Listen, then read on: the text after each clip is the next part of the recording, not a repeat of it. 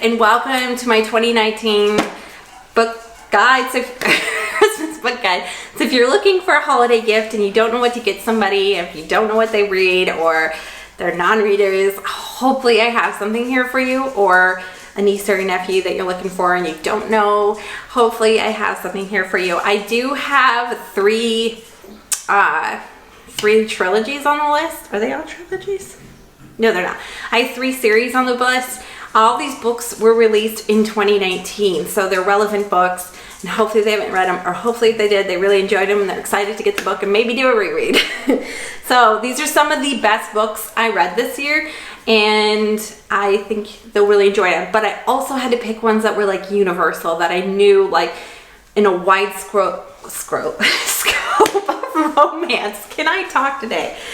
Woo! In the wide scope of like romance, that it would be kind of universally liked. It didn't have a lot of those cliffhangers. I have a dog visiting me, and of course my puppy.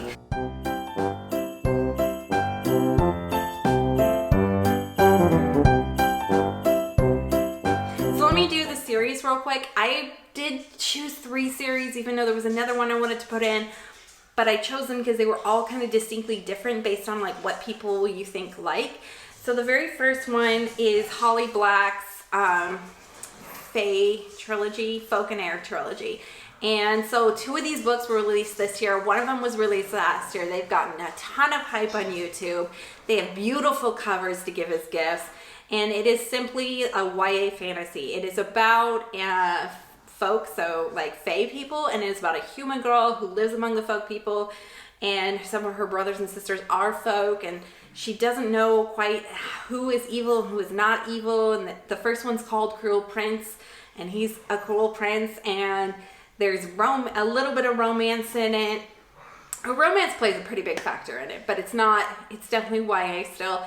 And then as well, there is like, you don't know who's really evil, who's not evil through the whole thing, through the whole trilogy. They read super fast. These are some of the fastest reads I've read in fantasy. So if you have somebody who is into fantasy but cannot take the patience, doesn't have the time, this would be the set to get them. And I really, really enjoyed them. I had fun with them. The second fantasy is among superheroes, so people who like superheroes. It is Marissa Meyers' Renegade Fantasies. So the first one's Renegade, the second one's Arch Enemies, and the last one just came out is Supernova. The other 2 came out last year, so they're more recent reads as well. All of them have beautiful covers. They're really on the Superman, like kind of those colors. I don't know. They're really kind of punchy colors. All the artwork. It is about a society. So if somebody likes to read dystopians, this would be more for them. Or if they're more into superheroes, this would be more for them. It's definitely still on that YA fantasy track. And so I would say this one's more boyish, where the other one, the Folk and Air, had more romance in it. This is definitely a more boyish setting, even though it's told through the eyes of a girl. It's about a girl who infiltrates the Renegades. The Renegades are the good superheroes, and she's a supervillain. And that's what the series is about. It's so much fun. I love the ending. It had a really, really good ending book. I love it when the last book matches up with the first book, and this one was really, really good. The last one is the DC Icon series, which only one of these came out this year.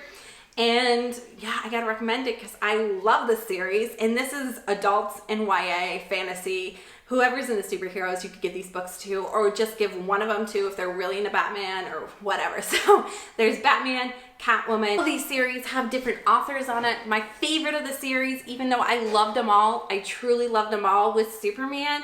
And that one is by Matt De La Pena. There's also Catwoman by Sarah J. Maas, Wonder Woman by Leigh Bardugo, and Batman by Marie Lu. And I'm going to collect all of them in paperback. I love them. They say DC Icons. There's like a mix of like matte and shine on each of them.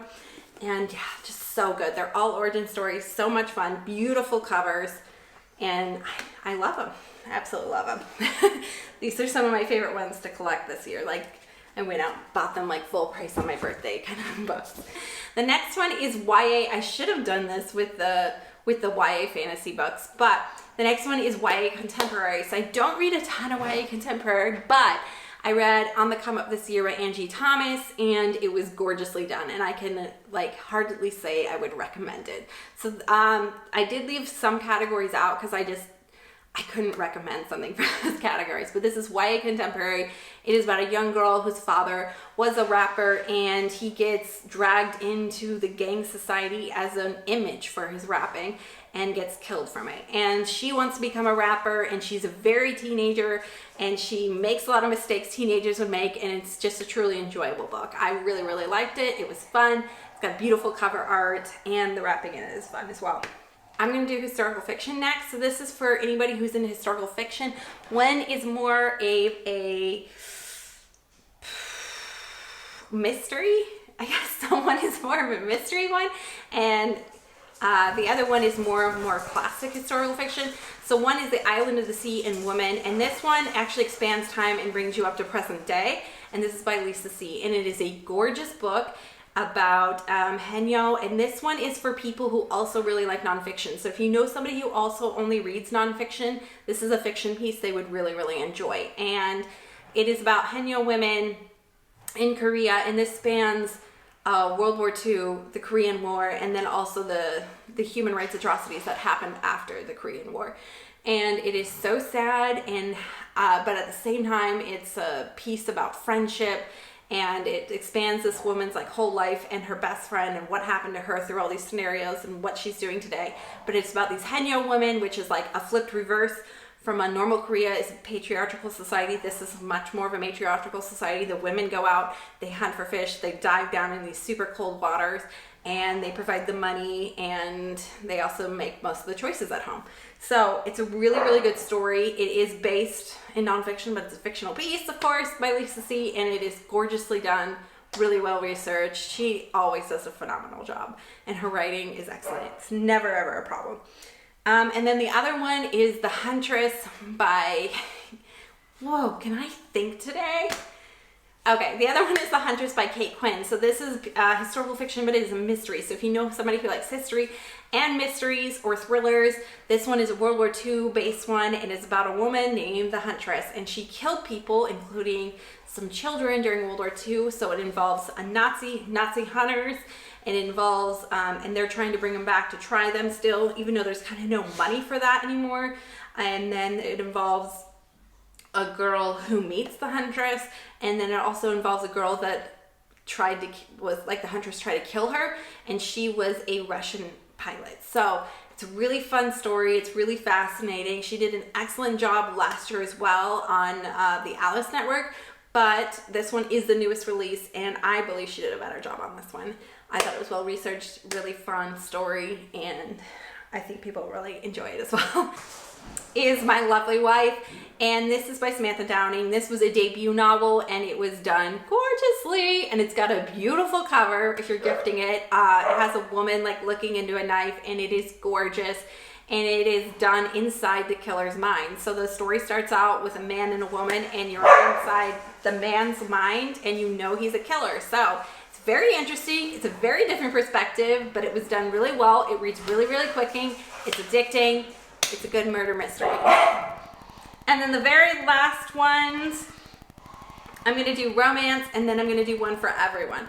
So the romance pick this year I chose was The Flatshare by Beth O'Leary. This was the surprise book of the year for me. I had kind of high expectations, but mediocre expectations at the same time, but low expectations. It doesn't have beautiful cover art, but it is a gorgeous, gorgeous book. It is so fun. It is about a girl and a guy who are sharing a flat. They don't meet at first. They leave little messages, be like, you used up all the milk and stuff, and that's how they get to know each other. So they get to know each other very, very slow, and that's why I chose this romance, because I think people will like it across the board, no matter what kind of romance they're into, if they're into historical or if they're into fast-paced romance, or if they're into, I think people would like it across the board, and it is funny. So it's always good when it has humor in it.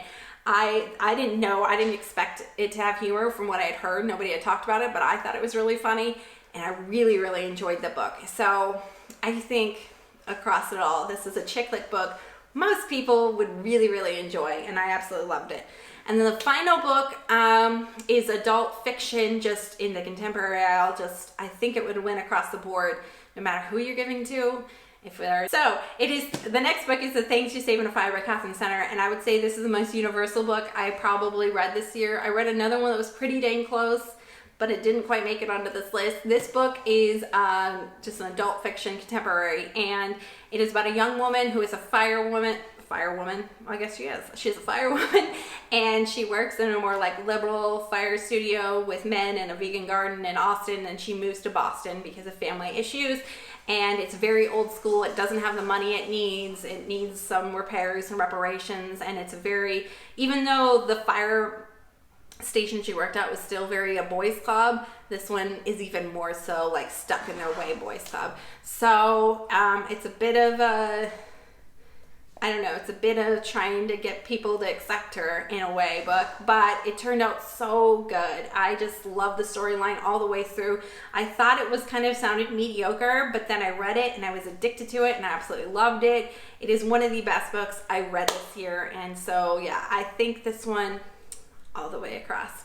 So all these books, like I said, might not have been at the tip top of the list. Some of them were, but they were all released in 2019. Most of them, if not all of them, have beautiful covers, and I just think all of these would make really good gifts, and they're the most universally liked books that I think universally most people would love these books and enjoy. And so I hope you found something for somebody here, and I will see you guys in the next Book Miss. See you guys next time. Bye!